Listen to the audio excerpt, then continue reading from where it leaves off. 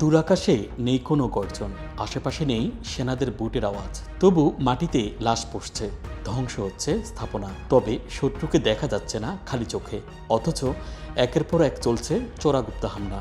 দক্ষিণ এশিয়া এবার সাক্ষী হলো এমনই এক নতুন প্রযুক্তি যুদ্ধের, যা শব্দহীন অথচ প্রাণঘাতী। এতদিন ভারত পাকিস্তান সংঘাত মানেই ছিল সীমান্তে গোলাবর্ষণ আর সামরিক অভিযানের গল্প। এবার সে দ্বন্দ্বই রূপ নিয়েছে এক নীরব যুদ্ধে।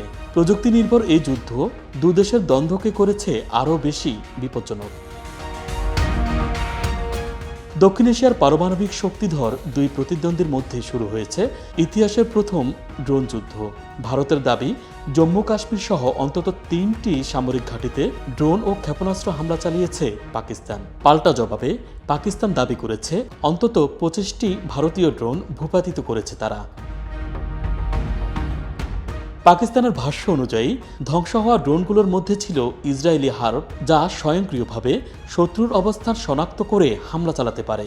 এসব ড্রোন প্রতিহত করতে প্রযুক্তিভিত্তিক প্রতিরক্ষা ব্যবস্থা ছাড়াও পাকিস্তান ব্যবহার করেছে সামরিক অস্ত্র। ভারতের কাছে রয়েছে ইসরায়েলের তৈরি নজরদারিমূলক ড্রোন পার্চার, হেরন, হার্পি ও হার্প। এগুলো শত্রুকে শনাক্ত করে লক্ষ্যবস্তুতে নিজ থেকেই হামলা চালাতে সক্ষম। এর বাইরে যুক্তরাষ্ট্র থেকে $4 বিলিয়ন কেনা হয়েছে 31টি MQ-9B শিকারী ড্রোন, যা একটানা 40 ঘন্টা আকাশে উঠতে সক্ষম। অন্যদিকে পাকিস্তানও পিছিয়ে নেই। চীনের CH-4, তুরস্কের বাইরাক্টার আকিন্সি আর নিজেদের তৈরি বোরাক শাহপার ড্রোনে সজ্জিত হয়ে যুদ্ধের মাঠে নেমেছে তারা। এসব ড্রোনে রয়েছে লুইটারিং মিউশন প্রযুক্তি, যা নিজ থেকেই টার্গেট শনাক্ত করে হামলা চালাতে সক্ষম। বিশেষজ্ঞদের মতে এই ড্রোন যুদ্ধ কেবল প্রযুক্তির লড়াই নয়, বরং আড়াল থেকে পরিচালিত এক দৃষ্টিহীন সংঘর্ষ। লেজার নির্দেশিত ক্ষেপণাস্ত্র, ড্রোন ও চালকবিহীন আকাশযান এখন আধুনিক যুদ্ধের অবিচ্ছেদ্য অংশ। এতে সামরিক অভিযানের নির্ভুলতা ও গতি বেড়েছে বহুগুণ।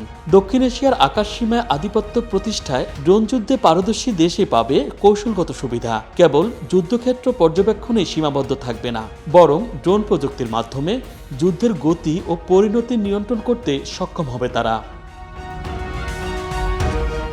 Dhaka express desk report.